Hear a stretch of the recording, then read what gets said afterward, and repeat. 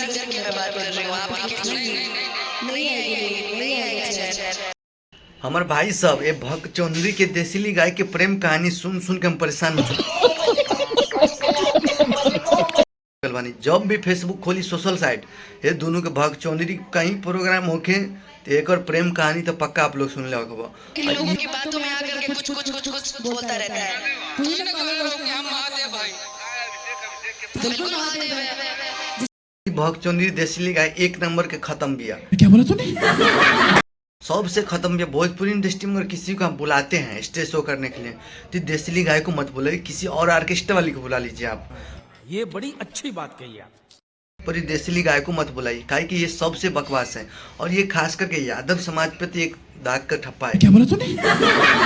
के लिए ये बॉस आई लव यू करके बॉस एक रात दिन ठोकेले ना तब मजा आवेला। ये देसिली गाय एक नंबर के खत्म बिया। तो ये देसिली गाय से आप लोग भी जब देखो तो एक के इग्नोर करे सन, इनको मत बुलाइए, आप लोग बाइकआउट करो इनको जरूरत ही नहीं है। अच्छा। और भोजपुरी इंडस्ट्री में क्या है, इनके पास कुछ नहीं है और ये बहुत ही ज़्यादा उड़ता है ना, जो हमारा बॉस के नाम है।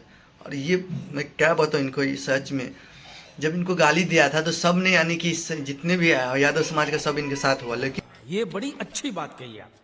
ये देसिली गाय को अच्छा लगता है भगवाने में तो भगवाने दीजिए, जितना करवाने दीजिए। आप